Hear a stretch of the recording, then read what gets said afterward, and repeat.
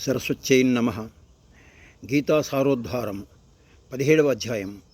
ఇది శ్రీ శ్రీ విశ్వేశ్వ తీర్థ శ్రీపాదులు శ్రీ పేజావూర్ మఠాధిపతి ఉడిపి వారు హుబ్లీలో చాతుర్మాసం చేస్తున్నప్పుడు 1970 ఆ ప్రాంతంలో వారు చేసిన గీతా ఉపన్యాసాల ఆధారంగా ఈ పుస్తకాన్ని మధ్వ సంఘం అనంతపూర్ వాళ్ళు పబ్లిష్ చేయడం జరిగింది. దాన్ని టీటీడీ వాళ్ళు ఈబుక్స్గా పెట్టారు.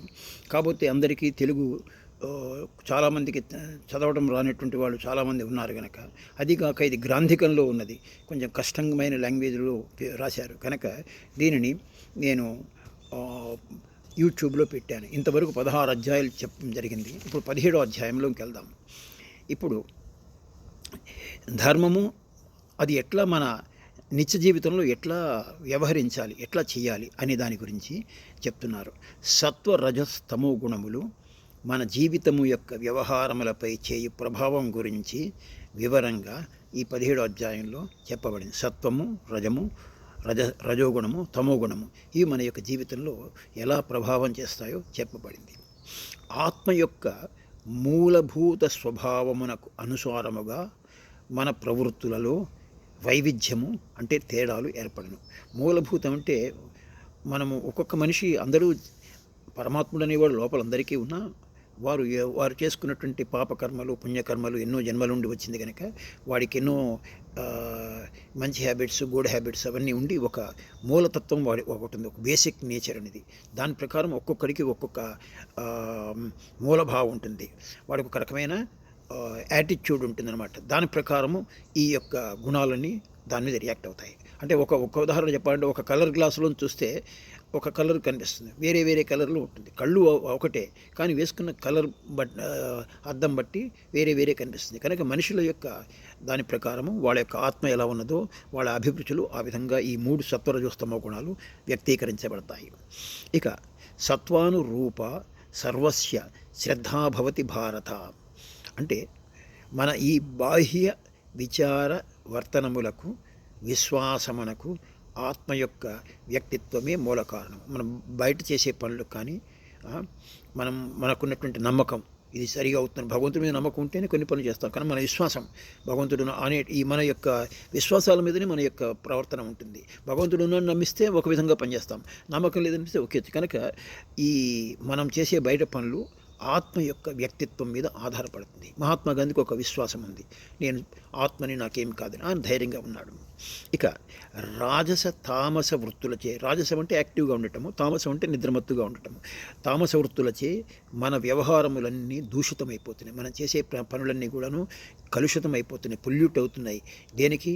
అందులో రాజస గుణము లేకపోతే తమో గుణము ఉండటం వల్ల. ఇవి ఈ రాజస తామస వృత్తులు ఉన్నాయే, అవి లౌకిక అంటే ప్రపంచ కర్మలకు కూడాను, మామూలుగా ప్రపంచంలో తిరిగే మామూలు పనులకు కూడాను, ఆధ్యాత్మిక పనులకు రెండిటికీ అది స్టాంప్ వేయగలవు, ముద్ర వేస్తుంది. అంటే ఆధ్యాత్మికలో కూడాను రజో తామసిక గుణాల యొక్క ప్రభావము పడుతుంది. చూద్దాం, దాన్ని చెప్తారు స్వామి. లౌకిక కార్యములు అంటే ప్రపంచంలో చేసే మామూలు పనులు అది సాత్వికంతో కూడితే ధర్మం అవుతుంది. ఏం పని చేస్తున్నా కానీ మంచి ఉద్దేశంతో చేస్తే అధర్మం అవుతుంది. అదే ప్రపంచిక పనులు రాజస తామస భావనాలతో చేస్తే అది అధర్మం అనిపిస్తుంది. ఇది గర్వంగా చేసినా ఏం చేసినా చూస్తాం. దీని గురించి స్వామి వివరణ ఇస్తారు. తులాధారుడు ధర్మవ్యాధులు చేసిన వ్యాపారములు ధర్మం అనిపించుకుంటుంది. తులాధారుడు అనేవాడు ఒక త్రాసు పెట్టేస్తే అంటాడు, నాకు ఎవరు వేసినా ఈ తులం నా యొక్క త్రాసు సరిగానే చూపిస్తుంది, అంతేగాని నా బంధువు వస్తే ఒక రీతిగా చూపించదు. ఎలా త్రాసు ఉందో నేను అలా ధర్మంగా జీవిస్తాను. ఈ తులం దీనివల్ల నేను చాలా నేర్చుకున్నాను, జీవితంలో కూడాను త్రాసులాగా ఉండాలనేసి ఆయన ధార్మిక జీవం మొదలెట్టాడు. కానీ ఈ రోజుల్లో స్వామి అంటారు, ఈ రోజుల్లో చేసేటువంటి ప్రజలు చేసే వ్యాపారం తులాధారుడి యొక్క వ్యాపారం లాగా లేదు, వీళ్ళు లోభవృత్తితో చేస్తున్నారు. అంటే ఒక రాజసికమైనటువంటిది వృత్తి కలుషితమైపోయింది. అలాగే రావణ జరాసంధులు తపస్సు చేశారు, కానీ వాళ్ళు ఏంటి, ఏదో ఒక ప్రపంచాన్ని జయించాలను, ప్రపంచాన్ని క్షోభ పెట్టాలను ఏదో చేశారు. ఇదంతా అధర్మమైనటువంటి తపస్సు. యోన భక్త్యై కృతోహరి అని సదాచార స్మృతి అంటుంది. అంటే భగవద్భక్తులు చేయు ధర్మము ధర్మానికి భిన్నమైన వ్యవహారాలు కూడా ధర్మమే అగును. భగవద్ భగవద్భక్తులు చేసేటువంటి ధర్మానికి విరుద్ధమైనటువంటి పనులు కూడాను ధర్మమే అవుతుంది. ఉదాహరణకి చెప్పాలంటే నాకు తెలిసినంతలో ఇది నేను చెప్తున్నాను. ధర్మరాజు అశ్వత్థామహతః అన్నాడు. అది ఎందుకన్నాడు? అలా కొంచెం పూర్తిగా వినకుండా. అది అధర్మమని కాదు, అది అధర్మంగా ఉన్నటువంటి వాళ్ళని ఈ ధర్మయుద్ధంలో గెలవటానికి ఆయన చేసినాడు కనుక ధర్మమే అవుతుంది. ఈ విధంగా భక్తులు కాని వాళ్ళు అంటే దుర్జనులు చేసేటువంటి ధర్మం ఉన్నదే అది పాతకమే అవుతుంది. వాడు చేస్తున్నా కానీ ధర్మం దాంట్లో అది మంచిదేమి కాదు. వాడు చేసేటువంటిది ఏంటంటే వాడు దురుద్దేశంతో చేస్తున్నాడు ఏం చేసినా కానీ. ఇక ఇట్లాగే భోజనాది వ్యవహారములు, మనం చేసే భోజనము, మనం చేసే దానము, మనం చేసే తపస్సు, మనం చేసే యజ్ఞము, ఇవన్నీ కూడాను సత్వ రజస్తమో గుణాల చేత మార్పు చెందుతుంది. ఇవన్నీ కూడాను ఉన్నాయి. కానీ ఇవే వ్యవహారాలు సత్వం తగిలితే ఒక షేప్ వస్తుంది, రజోగుణం కనుక దాని మీద ఎఫెక్ట్ ఇస్తే అది ఒక షేప్ ఇస్తుంది, తామసం ఇంకో రీతిగా ఇస్తుంది. అలాగే ఆహారము, నిద్ర, కామము ఇట్లాంటి వ్యవహారాలన్నీ పశువులకు వల్లే మనిషికి కూడా ఉన్నాయి. కాకపోతే తేడా ఏంటంటే వీటిని విడిచిపెట్టలేము. మనం భోజనం వదలలేము, నిద్ర వదలలేము, కోరికలు వదలలేము. కానీ వీటికి మనం విడిచిపెట్టక్కర్లేదు కూడా అంటారు స్వామి. కాకపోతే కొంచెం నియమాలతో చేస్తే అవే సాత్వికమైపోతాయి, మంచి అవుతుంది. ఒకనొక నియమ నిష్టలను కలిపినప్పుడు మనం ధార్మికులం అవుతాము. అంటే ఏమిటో చెప్తారు. ఇప్పుడు డార్విన్ వాద ప్రకారము పశువులు వికాసం చెంది మనుషులుగా మారారంటాడు.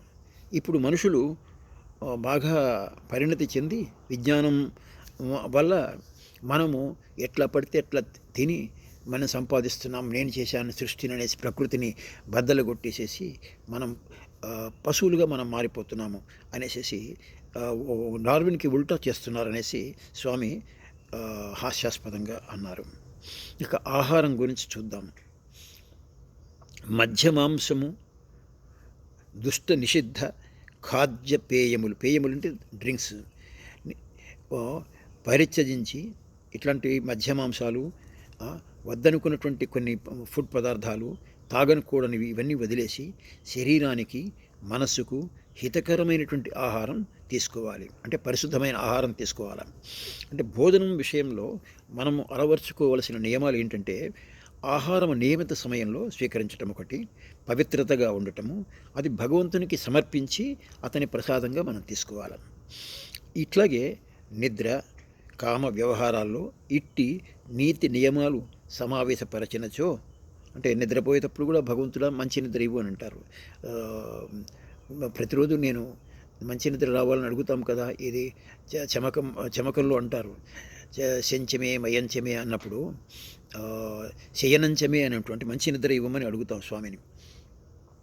వానిలో సాత్విక ఉంటుంది. ఈ నిద్ర చేసే పనులన్నింటిలోనూ ఈ భగవంతునికి సమర్పించి మనం నిద్రపోతే కనుక, పనులు చేస్తే కనుక అది సాత్వికం అవుతుంది.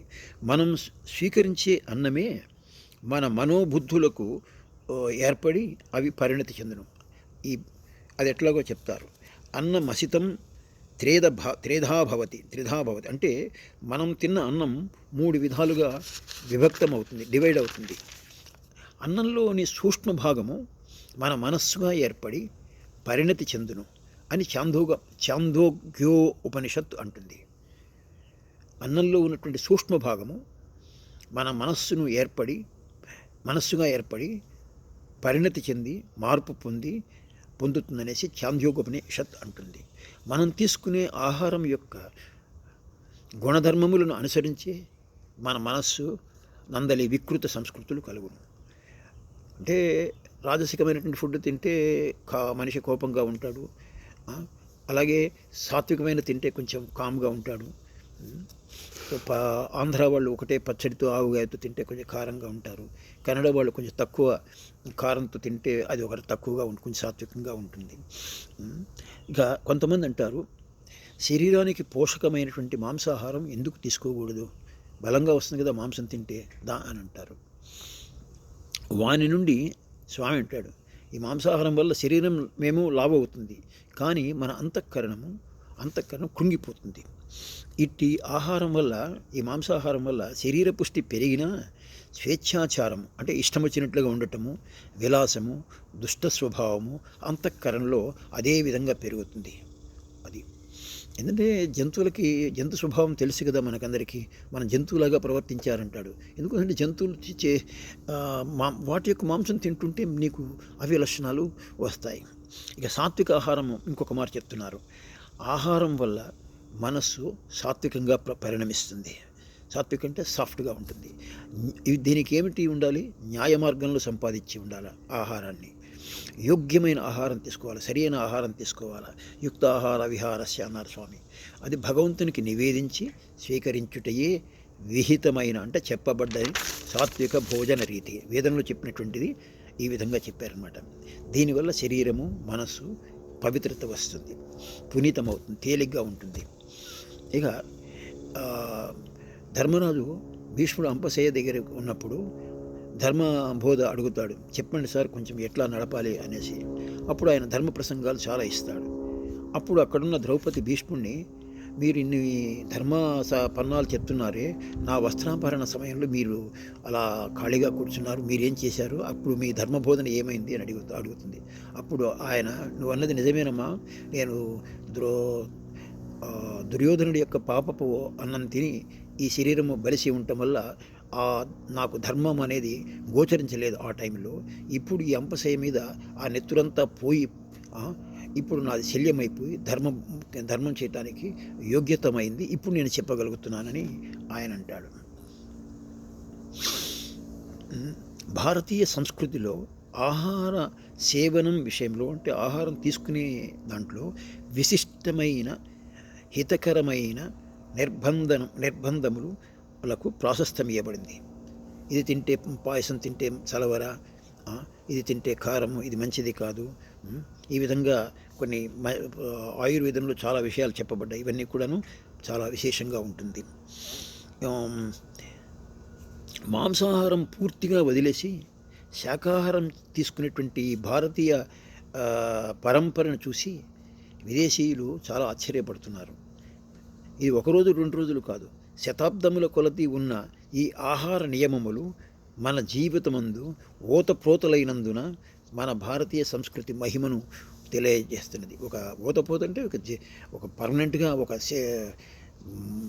న్యాచురల్గా వచ్చినటువంటిది అన్నమాట. అది జీర్ణాల్లో కణాల్లో వచ్చినట్టుగా మన తాత ముత్తాతల దగ్గర నుండి శాకాహారంతో ఉండటము అలవాటైపోయింది. అట్లాగే యజ్ఞము, దానము, తపస్సులు దురుద్దేశ్యంతో, ప్రతిఫలాపేక్షతో, ప్రదర్శన మనోభావంతో, నిర్లక్ష్య భావంతో చేస్తే లోకానికి హాని, ఉపద్రవం వస్తుంది. మళ్ళీ చెప్తాను, చేసే యజ్ఞం కానీ, చేసే దానం కానీ, చేసే తపస్సులు కానీ దురుద్దేశంతో చేస్తే, ప్రతిఫలాపేక్షతో అంటే ఏదైనా వస్తుందని అనుకొని చేయటము అవతల వాడి దగ్గర నుండి, ప్రదర్శన మనోభావము అంటే అవుట్వర్డ్ షో కోసం చేసేది, నిర్లక్ష్య భావంతో ఏదో సత్యనారాయణ వ్రతం బ్రాహ్మణుడు చెప్తుంటాడు, పత్రం వేయండి అంటాడు, ఫలం వేయమంటాడు, వీళ్ళు ఇలా పడేస్తుంటారు. ఏదో కొబ్బరికాయ కొట్టండి ఇలా కొడుతుంటారు, కానీ ఎవరు వస్తున్నారో చూస్తుంటారు. అది అక్కడ ప్రదర్శన చూపిస్తున్నారే కానీ భక్తి భావన ఉండట్లేదు. అవి ఉపద్రవం వస్తుంది. రాజసము, తామసములు అయిన ఈ ధార్మిక వ్యవహారములన్నీ అంటే గొప్పగా ఇంత పెద్ద డెకరేషన్తో సత్యనారాయణ పూజ చేస్తున్నాను రాజసం చూపించటము, తామసము ఏదో పడేయటము, ఇవన్నీ ఇట్లాంటివన్నీ ఇట్లాంటి ధార్మిక వ్యవహారాలు, పూజలు ఇవన్నీ అధర్మంగానే పరిగణించబడతాయి శాస్త్రం ప్రకారము. ఈ ధర్మం యొక్క వికృత రూపమే ఈ రోజుల్లో ఈ సమాజంలో చూస్తున్నాము. నేను ఒక్కొక్కప్పుడు అదే అంటుంటాను, ఎవరన్నా పూజ చేస్తున్నప్పుడు సత్యనారాయణ పూజ ఒక భార్య అంటుంది, ఏమండి ఆ పెద్ద ఆయన వచ్చారు, ఆయన ముందరికి ఆయన కాఫీ దొరికిందో లేదో చూడండి. అంటే ఏంటి, ఇప్పుడు చేస్తున్న సత్యనారాయణ పూజ కంటే కూడా వచ్చిన గెస్ట్కి ఇంపార్టెంట్ అయిపోయింది. దానికి వేరే మనిషిని పెట్టుకోవాలి కానీ నువ్వు పూజలో ఉన్నవాడు పూజ మీద కాన్సన్ట్రేట్ చేయాలి. అది పోతున్నది. ఓహో వీఐపీ వచ్చాడు వాడిని ట్రీట్ చేద్దాం ఇది చేసుకుందుకు, అలా అనకూడదు. దానము భగవంతుడు మానవులకు ఇచ్చినటువంటి గొప్ప వరము దానం. ఇది దేవ అసుర మానవులకు సృష్టికర్త చేత అనేటువంటి ఉపదేశం ఇవ్వబడింది. ఇది ఉపనిషత్తులో ఉన్నట్ట. దేవతలకు, రాక్షసులకు, మానవులకు బ్రహ్మదేవుడు దా అనేటువంటి ఉపదేశం ఇచ్చాట. అదే దేవతలకు దా అంటే దమ అని అర్థమైందిట, అంటే ఆత్మనిగ్రహంగా లభించింది వాళ్లకు. ఇక క్రూర రాక్షసులకు దా అంటే దానవ స్ఫూర్తిని పొందారు, రాక్షసత్వాన్ని పొందారు వాళ్ళు. మానవులు అంటే నిర్దయగా ఉంటుంది నేర్చుకున్నారు. మానవులు నుండి దాన స్ఫూర్తిని పొందారు, దానం చేయాలని. కనుక ఈ దానము మనకు ఒక బ్రహ్మదేవుడు ఇచ్చినటువంటి ఒక మహత్తరమైన వరము. మానవులు శాస్త్రం ప్రకారము తమ వద్ద ఉన్నదంతా భగవంతుని సేవారూపంగా సమాజానికి ఇచ్చినటువంటి ఔదార్యము కలిగి ఆదర్శ మానవులు అవడానికి ప్రయత్నం చేయాలి. అంతా ఇమ్మని అంటారు, కొన్ని శాస్త్రంలో 10 పాలన ఇమ్మంటారు. కానీ మనం ఎంత ఇస్తున్నామో మనకు తెలుసు. ఈ దానంలో కూడా రాజస తామస భావాలు కలిగే అవకాశం ఉంది. అంటే ప్రత్యుపకార దృష్టితో, కుటిల దృష్టితో చేస్తే దానము పవిత్రత పోగొడుతుంది. ఎవరో వాడేదో నాకు సాయం చేస్తాడు కనుక ఈ దానం చేస్తున్నాను అట్లా అనుకోకూడదు. దాక్షిణ్యమునకు లోనై కష్టపడుతూ ఇచ్చే దానం కూడాను ఇట్లాంటిది. దాక్షిణ్యం అంటే ఇక కొంతమంది ఉన్నారు, శాస్త్రంలో చెప్పారు దానం చేయమన్నారు కనుక బ్రాహ్మణుడికి గోవు ఇవ్వమన్నాడు, బ్రాహ్మణుడికి ఏదో పంచ అవి ఇవ్వమన్నారు కనుక అయ్యో కాస్ట్లీ పంచ ఇస్తున్నానే, ఇంత అనవసరంగా ఇస్తున్నానే బ్రాహ్మణుడికి, కానీ ఇవ్వాల్సి వస్తున్నది కనుక ఇస్తున్నాను అనేటువంటిది బాధపడుతూ ఇస్తాడు వాడు. అట్లాంటిది అది కూడాను పవిత్రత పోగొట్టుకుంటుంది. దానం ఇచ్చేది సంతోషంతో ఇవ్వాలా. అట్లాగే స్వామి ఇంకొకటి చెప్తున్నాడు, అధికార దంభంతో బలమైన దేశాలు అంతర్జాతీయ రంగంలో వెనకబడిన దేశాలకు ఇచ్చేటువంటి దానం, ఏదో ముష్టి పడేస్తున్నట్టుగా నీకు ఇస్తున్నాను చూసావా అనే పెద్ద పెద్ద దేశాలు చిన్న చిన్న దేశాలకి ఇచ్చేటువంటి అధికార గర్వంతో చూపించేటువంటిది, అది కూడాను పవిత్రత లేనిటువంటిది. అలాగే అధికార బలంతో శ్రీమంతుల నుండి దానం స్వీకరించడం మామూలు విషయం అయిపోయింది. ఒక పాలిటీషియన్ వచ్చేసి దానం చేయండి అని అంటే పొలిటికల్ ఫండ్కి వాడు కార్పొరేట్ పెద్ద పెద్ద కంపెనీలు భయపడి ఇస్తారు. కానీ ఇది వాళ్ళు దానం నిజంగా ఇస్తున్నారా? వాళ్ళ అధికార బలంతో అడుగుతున్నాడు కనుక వీడు ఇస్తున్నాడు. ఇట్లాంటి దానానికి ఏమీ వాల్యూ లేదు. ఎంతో ఇచ్చారండి, 1000 కోట్లు ఇచ్చారంటే 1000 కోట్లు ఇచ్చారంటే ప్రభుత్వం దగ్గర నుండి ఎన్నో శాంక్షన్ తీసుకుంటూ ట్రై చేస్తున్నాడు కనుక 1000 కోట్లు ఇచ్చాడని చూస్తామే కానీ పెద్ద పెద్ద కంపెనీస్ వాళ్ళు ఎటువంటి ప్రతిఫలము గవర్నమెంట్ దగ్గర నుండి తీసుకుంటున్నారో మనకు తెలియట్లేదు. ఇట్లా నానా రీతులుగా దానం యొక్క అభాస పాలంటే నవ్వుల పాలు చూస్తున్నాం. ఎక్కడ చూసినా స్వామి బాధపడుతూ ఇట్లాంటి అసాత్వికమైనటువంటి దానం ఉంది, సాత్వికము కానిటువంటి దానం కనిపిస్తున్నది. ఇక ఇప్పుడు నేడు ఏం కావాలంటే, నేడు మానవీయ అనుకంపతో ప్రేరేపింపబడి, అంటే మానవీయ దయతో ప్రేరేపింపబడి స్వార్థ నిరపేక్ష అంటే స్వార్థము లేనటువంటి పుణ్యమైనటువంటి దానము పవిత్ర దానము. అలాంటిది అపురూపం. నిజమైనటువంటి మానవతా దృష్టితో ఇప్పుడు రామకృష్ణ మిషన్ వాళ్ళు చేస్తుంటారు. వాళ్ళు ఒక మానవులకు సహాయం చేసేటువంటిది మదర్ తెరెసా చేసిందనుకోండి. ఏదన్నా కానీ వాళ్ళు సొసైటీకి వాళ్ళకి లాభం వస్తూనేం లేదు. మానవులు సేవ పడ్డారు, భూకంపాలు వచ్చినాయి, ఎన్నో రకాలుగా బాధలు పడుతున్నారు, అప్పుడు సేవ చేయడానికి ముందర వస్తుంటారు. అది అలాంటి వాళ్ళు తక్కువైపోయినారు, అది అపురూపంగా ఉన్నారు. ఇప్పుడు ప్రతి దానం వెనకాల ఈ రోజుల్లో ఈ ప్రస్తుత సమాజంలో ఒక కుతంత్రము, ఒక ఎక్స్పెక్టేషను దాగి ఉంటూనే ఉంటుంది. అదే ఇంగ్లీష్లో there is no free lunch అంటారే అట్లా. ఇక పవిత్ర దానానికి ఒక శిబి కథ భారతంలో ఉన్నది. దీనికి నారదుడు క్షత్రియులైనటువంటి శుచి, వసుమంతుడు, ప్రతర్ధనుడు, అష్టకుడు అనేటువంటి నలుగురితో ఆయన ధర్మచర్చ చేస్తూ ఆవరోహణం చేస్తున్నాడు, స్వర్గానికి ఎక్కుతున్నాడు. స్వర్గం ఎక్కిన తర్వాత వాళ్ళ పుణ్యం పోయిన తర్వాత కిందకి దిగాలి కదా, ఎవరు ముందర దిగుతారు అంటే ఎవరు తక్కువ పుణ్యం చేశారు అనేటువంటి డిస్కషన్ వచ్చింది. అప్పుడు నారదుడు అన్నట్ట మొదట అష్టకుడు దిగుతాడన్నట్ట. అంటే అష్టకుడు తక్కువ పుణ్యం చేసినట్టు లెక్క ఈ నలుగురిలో. అది ఎందుకన్నాడంటే అష్టకుడు చాలా దానం చేశాడు, కీర్తి వచ్చింది అతనికి. కానీ అతను ఒక చోట నారదుడితో పాటు వెళ్తుంటే వందలాది గోవులు కనిపించాయి. నారదుడు అంటే ఈ గోవులు ఎవరివి అన్నట్ట. అష్టకుడు గర్వంగా ఈ గోవులన్నీ నేను బ్రాహ్మణులకు దానం చేశానని అహంకారంతో చెప్పాడు. కనుక అహంకారంతో నువ్వు గర్వంగా చెప్పావు కనుక ఇచ్చిన దానం ఫలితం పోయింది కనుక నువ్వు దిగాలి అన్నట్టు. అంటే స్వర్గంలో అయిపోయింది నీ యొక్క ఉండటానికి. ఇక రెండవ నడుస్తున్నప్పుడు ఇక రెండవది ఎవరు దిగుతారంటే ప్రతర్ధనుడు దిగుతాడని నారదుడు అన్నట్ట. అది ఎందుకంటే రథంలో వెళ్తున్నప్పుడు ఆయన ఒక బ్రాహ్మణుడు దానం అడిగాడు, దర్శనం అడిగాడు. అడిగితే తర్వాత ఇస్తానన్నాడు. ఆ బ్రాహ్మణుడు ఇప్పుడే ఇవ్వండి, తొందరగా ఇవ్వండి అని బలవంతం పెడితే ఇచ్చేశాడు బలవంతంతో. అలాగే ఒక గుర్రం ఇచ్చేశాడు. ఇంకొంచెం దూరం వెళ్తే ఇలాగే ఇంకొక బ్రాహ్మణుడు అడిగితే ఇంకొక గుర్రం ఇచ్చాడు. ఇంకాసేపు అయితే ఇంకొక గుర్రం ఇచ్చేశాడు. ఇంకా కొంతమంది సాధువులు వస్తే ఇక గుర్రాలన్నీ అయిపోయినాయి, ఇంకా ఇచ్చేందుకు నా దగ్గర ఏమీ లేదని వెక్కిరించట సాధువులను చూసి. ఎంత ఉదారంతో ఆయన దానం చేసినా ఆ వెక్కిరింపు ఉన్నది గనక నారదుడినట్ట ప్రతర్ధనుడు స్వర్గం నుంచి మళ్ళీ రెండో వాడుగా దిగుతాడు. అంటే అష్టకుడి కంటే బెటర్ కానీ ప్రతర్ధనుడు ఆయన కూడాను దోషం ఉంది ఆయన దాంట్లో కూడాను. ఇక మూడోది ఎవరు దిగుతారంటే స్వర్గంలో వసుమంతుడు దిగుతాడన్నట్ట. ఎందుకంటే ఆయన ఒక అందమైనటువంటి పుష్పరథంలో వెళ్తుంటే ఆయనకి ఒక బ్రాహ్మణుడు స్వస్తి చెప్పాడు. బ్రాహ్మణుడు స్వస్తి అంటే నీకు మంగళము అగుగా కానీ ఒక ప్రార్థనలతో మంచిగా శ్లోకాలు చెప్పాడు ఆ బ్రాహ్మణుడు. ఆయన సంతోషించేసి ఆ పుష్పరథం ఇచ్చాడు. అది కొన్ని దినాల తర్వాత మళ్ళీ పుష్పరథంలో వెళ్తుంటే ఆ బ్రాహ్మణుడి మళ్ళీ ఎదురై మళ్ళీ స్వస్తి చెప్పాడు, పొగిడాడు. మళ్ళీ ఇంకొక మారు రథం ఇచ్చాడు. మూడో మారు వస్తే పుష్పరథం ఇస్తూ కొంచెం మందలించాట. ఇట్లా అపహాసం చేశాడు. ఇట్లా మాటికి నువ్వు వచ్చి చేయకూడదని ఒక నవ్వాడు. అందువల్ల ఆయన దిగాలి అన్నట్టు.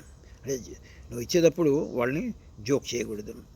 ఇక శివి మహారాజు ఇక ఇంతమందిని దిగమన్నాడు, ఇక నేనే చివరి వాడిని, ఇప్పుడు నన్ను కూడా దిగమంటాడేమో అనేసి ఆయన ఇంకేమి తనకు ఏమి వినిపించుకోకుండా ముందరికి వెళ్తున్నట్ట. అప్పుడు నారదుడు,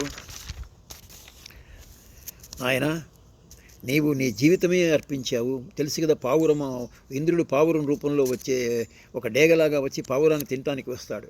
అప్పుడు శివి చక్రవర్తి ఆ పావురము అతని శరణు కోరుతుంది. అప్పుడు ఇంద్రుడిగా వచ్చినటువంటి డేగ, నా ఆహారాన్ని మీరు తీసుకున్నారంటే తన తొడని కోసి ఆ మాంసం దానికి సమానమైనది ఇస్తాడు. కనుక తన జీవితాన్ని పణంగా పెట్టి ఆసక్తి మమత ఏమీ లేకుండా వినయ త్యాగముల మూర్తి అయినటువంటి నిరపేక్ష బుద్ధి, అంటే ఏ ఎక్స్పెక్టేషన్ లేదు. పౌరానికి మాంసం సంబంధించిన సేవ చేయడానికి తన యొక్క మాంసం ఇచ్చినప్పుడు దాంట్లో ఏం పౌరం దగ్గర నుండి ఏమొస్తుంది, దీనికి ఏమీ లేదు. అలాంటి దానశీలుడైన శివి ముందు నేను ఓటమిని అంగీకరిస్తున్నాను అని నారదుడు అన్నాడు. కనుక నారదుడు నాకంటే కూడాను నువ్వు శివి చక్రవర్తి యొక్క దానము చాలా విశేషమైందన్నారు. అందుకోసమే భాగవతంలో అంటాడు, కారే రాజులు రాజ్యములు కల్గరి వారేసిరి మూట కట్టుకొని పోవం జారిరి పేరైనన్ కలదే శిబి ప్రముఖులున్ అనేటువంటి మాట పోతన మహత్యుడు అని అంటాడు. శిబికి అంత పేరున్నది. జగత్తులో చాలామంది దాతలు ఉండొచ్చు, కానీ వాళ్ళ ఔదార్యం వెనకాల అహంకారము, కుతంత్రము, పరిహాసము ఉంటూనే ఉంటాయి. అవి లేకుండా వినయము, పవిత్ర భావము కలిగి ఉండుట అరుదు. ఇట్టిదే సాత్విక దానం. ఇక మా గురువుగారి యొక్క పాయింట్ ఇండైరెక్ట్గా చెప్తాను. అంటే ఏంటంటే ఒక్కమారు ఉండకపోవచ్చు, మనం ఇచ్చే దాంట్లో మనకు తెలియకుండా కొద్ది గొప్ప మన నేచర్ ప్రకారము కొంచెం అహంకారము, కొంచెము జోక్లాగా కొంత పూర్తి వినయం ఉండకపోవచ్చు, పూర్తి పవిత్ర భావం ఉండకపోవచ్చు. మెలిమెలింగా దాన్ని ప్రయత్నం చేయాలి. అది ఈ విషయం తెలుసుకున్నాక మనము కొంచెం సిగ్గుపడి మనము ఎట్లా ఉండాలో స్వామి చెప్తున్నాడు 17వ అధ్యాయంలో. కనుక మనం చేసే దానం మనం గొప్ప ఏం కాదు, మనకంటే కూడా చేసేవాళ్ళు చాలామంది ఉన్నారు, మనమేం గొప్పగా అనుకోకర్లేదు అనేటువంటి విషయం చెప్పాలి. ఇక తపస్సు ఎలా ఉండాలో చెప్తున్నారు. తపస్సుకు సాధకులు ప్రముఖమైన స్థానం ఇచ్చారు, చాలా ఇంపార్టెంట్ ప్లేస్ ఇచ్చారు తపస్సుకి. జీవితంలో పరమసుఖమును మనం శరీరము ఆరాధనలో సంపాదిస్తామని అనుకుంటాము, దానికే టైం ఖర్చు పెడతాము. ఈ శరీరం యొక్క ఆరాధన, దీనికి మంచిగా స్నానం చేయటము, మంచి కపడా వేసుకోవటము, మంచి సెంటు వేసుకోవటము, దీనికి ఎన్ని రకాలుగానో మనము ఈ శరీరానికి ఆరాధన చేస్తున్నాము. దీన్ని చెరకుని అభిషేకాలతో పూజిస్తే రసం రాదు. చెరకుని అభిషేకం చేస్తే కనుక దానివల్ల ఏమొస్తుంది, రసమేం రాదు. దాన్ని పిండి మిషన్లో పెడితే దాని యొక్క రసం వస్తుంది, మధుర రసం. అట్లాగే ఈ శరీరం యొక్క దాన్ని ఊరికనే తిని కూర్చోబెడితే ఏమి లాభం లేదు. దీని చేత సంస్కారం, తపస్సు యొక్క సంస్కారం ఇచ్చినప్పుడే సంస్కారం చేత జ్ఞానము, సుఖముల అమృతధార ప్రవాహం మనం చూడగలుగుతాము. తపస్సు చేస్తుంటే బాగా ఈ శరీరాన్ని కష్టపెట్టి శరీరమాధ్యం కలు ధర్మ సాధనం అన్నారు కదా. ఈ శరీరాన్ని కష్టపెట్టి బాగా భగవత్ ప్రయత్నం చేస్తే జ్ఞానం యొక్క సుఖం మనము అది ఒక అమృతధారగా మనం చూడగలము. మనోవాక్కాయములు, మనస్సు, వాక్కు, నోరు. వాక్ అంటే శాస్త్రంతో మంచిగా దేవుడి విష్ణు సహస్రనామం చేయడం వాక్కు తపస్సు. కాయము అంటే నమస్కారం పెట్టారనుకోండి, సాష్టాంగ నమస్కారం శరీరంతో చేశాము, మనసులో తపస్సు చేస్తున్నారు. ఇట్లాంటి మనోవాక్కాయములు తపస్సు చే పవిత్రము చేయవలను. ఈ నోటితో ఊరికనే వ్యర్థ ప్రసంగాలు కాకుండా భగవత్నామాన్ని చేయటము, ఈ శరీరంతో ఏదో శివాలయంలో పోయి మంచినీళ్ళు నీళ్లు తీసుకొచ్చి భక్తులకు ఇవ్వటము, ఇలాంటి పనులు చేయాలి. కానీ దాన్ని తీసుకొచ్చేసి ఏదో యథవ పనులకు ఉపయోగించకూడదు. ఇక మనకు ఉన్నటువంటి నాలుక కూడాను ఎవరికి ఉద్రేకకరమైనటువంటి వాక్యాలు కాకుండా మధురంగా ఉండేటువంటి మాటలు మన నాలుకపై ఉండాలి. నాలుక ఉంది కదా అని ఏది పడితే అది అనకూడదు. స్మిత పూర్వాభిభాషిచ అని రామాయణంలో రాముణ్ణి పేర్కొన్నారు. అంటే ఎల్లప్పుడూ నవ్వు మొహంతో అందరి యొక్క ప్రజల హృదయాలని ఆయన చూడగొన్నాడు. అలా మనం కూడాను వాంగ్మయత్వం అంటే వాక్ తపస్సు అంటే మాటల సౌజన్య భరితంగా ఉండాలి. మంచిగా మాట్లాడాలి, బాగున్నారా అండి అని సౌజన్యం, మంచి ఫ్రెండ్షిప్గా మాట్లాడుతున్నప్పుడు ఉండాలి. కఠోరమైన మొరటు భాష ఉపయోగించరాదు. అయ్యో మీకు వచ్చింది అనాలి. నేను చెప్పాను కదా మీరు అలా ఉంటే అలా చేసుకుని అలా మీరు ఉంటే కనుక మీరు చెడిపోతారని చెప్పాను కదా, మీకు బాగా అయింది, మీకు చెప్తే అర్థం కావట్లేదు, ఇట్లా మాటలు అనద్దు. మీరు చెప్తున్నారు కానీ సరిగా చెప్పండి. శారీరకమైన తపస్సు అంటే ఉత్తమ ప్రవర్తన, పెద్దవాళ్ళు వస్తే నమస్కారం పెట్టము, ఇంద్రియ నిగ్రహం, ఏదో పడితే అది చాంచల్యం లేకుండా ఎట్లా పడితే ఎట్లా తినాలని అనుకోకుండా అహింసగా ఉండటము, ఎవరిని హింస చేయకపోవటం కూడాను శారీరకమైన తపస్సే. ఎవరిని బీదవాళ్ళని కొట్టడం కానీ లేకపోతే జంతువుల్ని కొట్టడం కానీ అది హింసకు వస్తుంది. పరమాత్మ పెద్దల సేవ, ఇవన్నీ కూడాను కుంకుమార్చన చేస్తుంటాడు చేత్తు, అవన్నీ పుష్ప పూజ చేస్తుంటాడు, ఇవన్నీ శారీరకంగా చేసేటువంటి తపస్సులు. ఇక మానసిక తపస్సు అంటే ఆత్మనిగ్రహము, మనశ్శుద్ధి. ఆత్మనిగ్రహం అంటే ఇక తపస్సు చేయాలి, దానికి ఆత్మని కంట్రోల్ చేసి ఆత్మ అటు ఇటు వెళ్లకుండా చూసుకోవాలి. మనసుని అంతరంగం శుద్ధి చేయడానికే ఈ తపస్సు చేస్తుంటాము, ఏ దుష్ట ఆలోచనలని తగ్గించేందుకు. కానీ ఇక్కడ కూడాను దంభము, దర్పము, దురభిమానము ఉంటే ఈ తపస్సులో దాని పవిత్రత, సాత్వికత పాడవుతుంది. ఇంత తపస్సు చేస్తున్నాను కదా అని గర్వంగా, ఇంత చేశాను కదా, నాకంటే ఎవరు చేస్తారు తపస్సు అనేటువంటి ఉంటే మళ్ళీ అది దాని యొక్క సాత్వికత తగ్గిపోతుంది. ఇలాగే జ్ఞానం కూడాను, మన జ్ఞానము, కృతులు అంటే మనం చేసే పనులు, సుఖము కూడాను, ఈ మూడు కూడాను దైహిక మానసిక వ్యాపారములను అంటే శారీరంతోనూ మనసుతోనూ చేసేటువంటి పనులన్నీ కూడాను మన మానసిక దోషముల ఆధారముపై మన లోపల ఉన్నటువంటి కొంచెం దోషాలు ఉన్నాయి. ఒకడికి ప్రతివాడికి ఉంటాయి రజో తామసిక సాత్విక 3 గుణాలు ఉంటాయి. ఒకడికి రజోగుణం ఎక్కువ ఉంటుంది, ఒకడికి తమో గుణం ఎక్కువ ఉంటుంది, ఒకటి సాత్విక గుణము ఉంటాయి. 3 ఏది ఒకటే అని అనటానికి వీల్లేదు. వాటి యొక్క కంపోజిషన్ ఉన్నదే అది కాఫీ చికోరీలాగా మారుతూ ఉంటుంది ఒక్కొక్కడికి. కనుక మనం చేసేటువంటి ప్రతి పని శారీరకంగా కానీ మానసికంగా కానీ ఏం చేసినా కానీ మన యొక్క లోపల ఉన్నటువంటి సాత్విక రాజసిక గుణాలు ఎలా ఉన్నాయో, ఏ ప్రపోర్షన్స్లో ఉన్నాయో దాని ప్రకారం అనుసరించి మన ప్రతి కార్యాలు కూడా మనం చేసే పనులని కూడాను ఈ బాహ్య పరిణామాలతో కలవకుండా అంతరంగిక భావశుద్ధితో సత్ అసత్యాలతో చూసి కార్యాలను చూచేటువంటి వివేక శక్తి మనలో వృద్ధి చెందును. అంటే బాహ్యంగా చుట్టం అంటే ఒక మనిషి విభూతి పెట్టుకొని వచ్చాడు, మంచిగా కట్టుకున్నాడు, ఇక అయితే ఆయన దైవభక్తుడు అని అంటానమా? అది గ్యారంటీ ఉందా? లోపల ఎలా ఉన్నదో ఊరికే షోగా పెట్టాడో లేదా కొంచెమే ఉందో, అది ఎవరిని మోసం చేయడానికి చేస్తున్నాడో తెలియదు. కనుక బాహ్యంగా పెట్టి నువ్వు చెప్పుకోలేవు. మా గురువు గారు అనేవారు, ఒక మనిషి యొక్క కన్నులు చూడంగానే అతను ఎటువంటి సాత్వికమైన వాడు రాజసికమైన వాడు చెప్పచ్చు అంటారు. తామసిక నిద్రమత్తువాడు కళ్ళు చూసి చెప్పచ్చు అంటారు. కనుక వాడిని అంతరకంగా కూడా చూడాలి, లోపల ఎలా ఉన్నదో కూడా కనుక్కుందుకు తెలుసుకోవాలి. ఓహో అది కొంచెం విచారించాలి నువ్వు, అట్లాంటి ఆలోచన. అంతేగాని ఒకరిని చూడంగానే వాడి డ్రెస్సును చూసేసి నువ్వు బాహ్యం పరిణామాలతో కలవకుండా వాడికి అంతరంగం ఎలా ఉన్నదో కాసేపు మాట్లాడితే తెలిసిపోతుంది. 2 మాటలు మాట్లాడితే మనిషి వాడు ఎలాంటిది వాడు తెలిసిపోతుంది. దాని ప్రకారము ఏది మంచిది ఏది ధర్మము ఏది సత్ అసత్, ఏది ధర్మము ఏది అధర్మము మీకు తెలిసిపోతుంది బాగా. అలాంటి తెలుసుకునే శక్తి మీకు వస్తుంది ఈ గీత చదవటం వల్ల. ఇక దీని గురించే స్వామి, మనము ఎన్ని ధర్మకార్యాలు చేసినా అవి ఎట్లాగో మన దోషముల చేత కలుషితమయ్యే ఉంటుంది. మనం మంచి చేద్దాం అనుకుంటాం, మనకు తెలియకుండానే కొద్ది గొప్ప గర్వంగానే ఉంటాయి లోపల. ఇంత చేస్తున్నాను కదా, చాలదా, ఏదో దానం చేశాము, ఇంత వాడి చేశాను, ఇంత సరిపోదా, వాడికి ఏం కృతజ్ఞత ఏముంది, ఇక మనలో ఒక గర్వం మనకు తెలియకుండానే ఉంటూనే ఉంటుంది. ఇది తెలుసుకునేసేసి మన గర్వం తగ్గించుకుందుకు ప్రయత్నం చేయాలి. సాత్విక జ్ఞానము, ఇక జ్ఞానంలో కూడాను అది ఎట్లాంటిదంటే, మన జ్ఞానము ప్రపంచతత్వములను, ప్రపంచంలో ఉన్న విషయాలని వాటి యథార్థ రూపంలో గ్రహించగల శక్తి కలదైనప్పుడే అది సాత్వికమవుతుంది.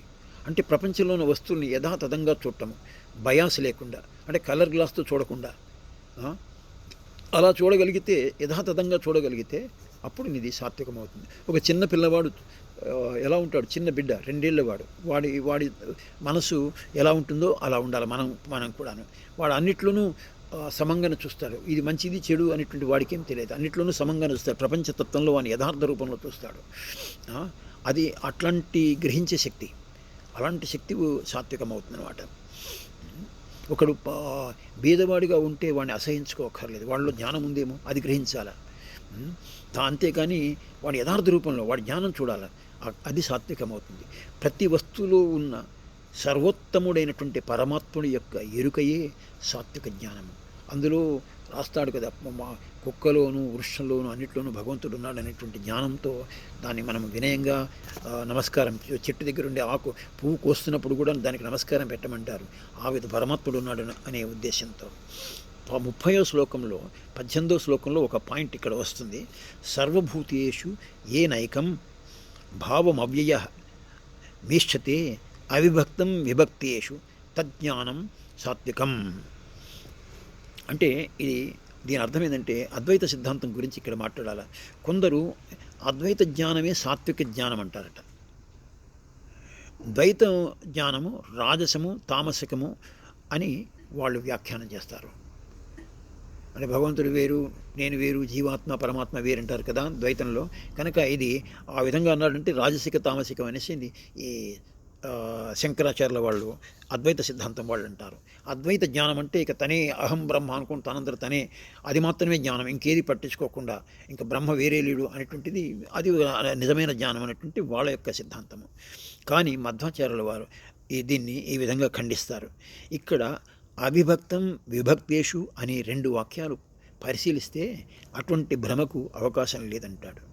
ప్రతి శరీరంలో జీవులు వేరువేరుగా ఉండొచ్చు, ఒక్కొక్క శరీరంలో పరమాత్మ వేరేగా ఉన్నాడు ప్రతి జీవిలో వీళ్ళ మధ్య సిద్ధాంతం ప్రకారం. కానీ ఒక్కొక్క వస్తువుల్లో వారి నియామకము వాటిని ఎలా నడిపిస్తున్నది అలాంటి భగవంతుని యొక్క స్వభావం తత్వం మాత్రం దాన్ని విభజించలేము. అంటే ఒక ఉదాహరణ చెప్పాలంటే బల్బులు వేరేగా ఉండొచ్చు, కానీ వాటిలో వెళ్ళే కరెంటు ఒకటే కదా, కరెంటుతో నడిపిస్తుంటారు, ఇది కరెంటు వెళ్తూనే ఉంటుంది. కనుక ఆ భగవంతుని యొక్క తత్వం మీరు దాన్ని డివైడ్ చేయలేము. భగవంతుని తత్వం విడిచి శరీరం ఇది వేరే ఇదని చెప్పచ్చు, ఇది స్త్రీ, ఇది ఆడది, ఇది చెట్టు, ఇది పొట్టు. కానీ భగవంతుని లోపల ఉన్నటువంటి భగవంతుని ఇది డివైడ్ చేయడం వేలుపడదు. ఇది అఖండమై సర్వవ్యాపి అయి ఏకమేవా ద్వితీయంగా పరిగణించబడింది. ఒకటిగా ఉంది, 2గా లేదు అనేటువంటి దాన్ని పరమాత్మతత్వం దాన్ని విడగొట్టడానికి వీలు పడింది.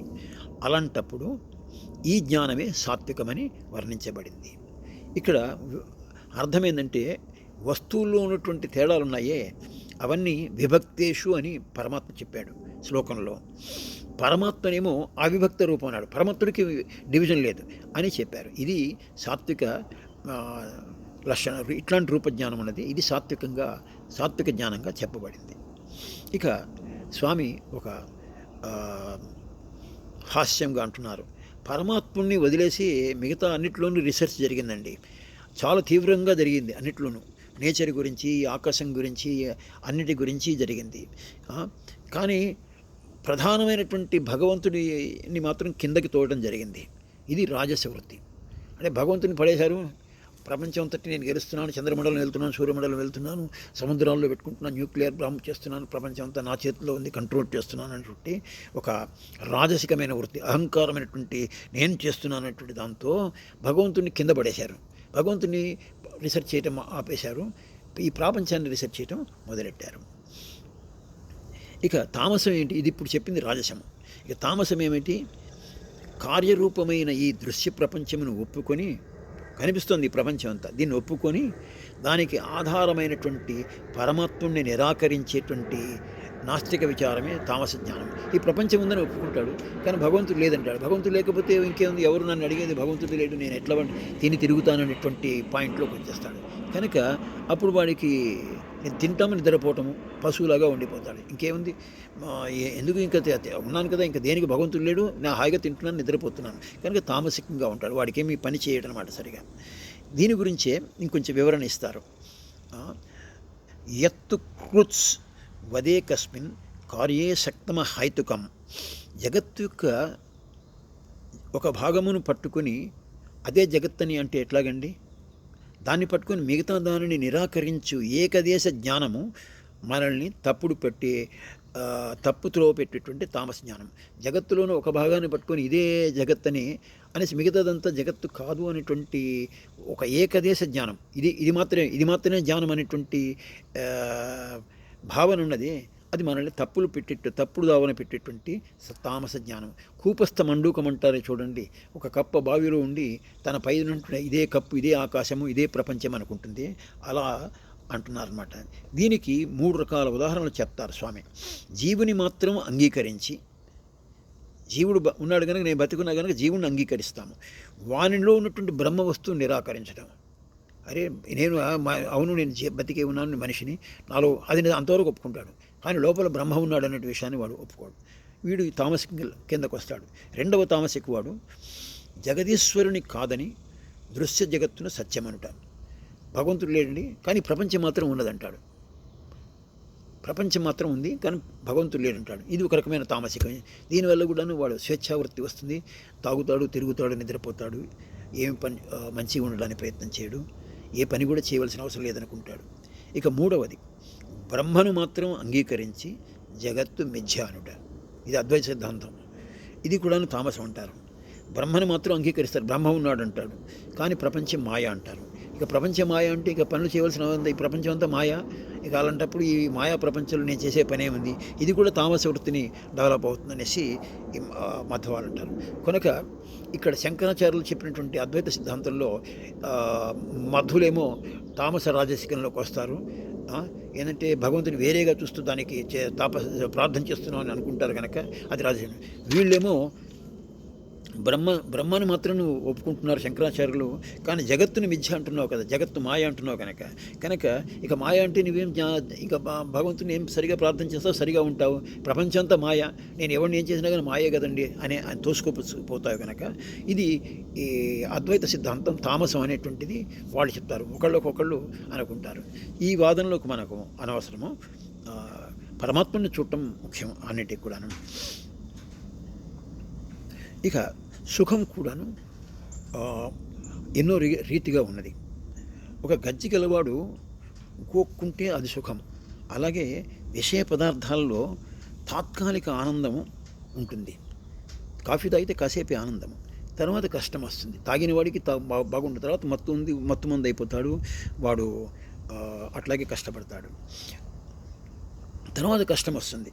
కనుక విషయ సుఖం అన్నదే ప్రపంచక సుఖం, అది రాజసం కింద వచ్చేస్తుంది. ఇక తామసికం ఏంటంటే మనలో ఆత్మవిస్మృతిని కలిగించి మనం మనలో ఉన్న ఆత్మని మర్చిపోతాం. అది చీకటిలో పడవేసేటువంటి వికృతమైనటువంటి సుఖము. మనలో మానవత్వం కంప్లీట్గా పోతుంది, మనిషిగా చుట్ట మర్చిపోతాము. దాంతో హత్య, దోపిడీ, మద్యపానం ఇట్లాంటి దుష్ట వ్యవహారాల్లో వచ్చే సుఖము తామస గ్రూపులోది.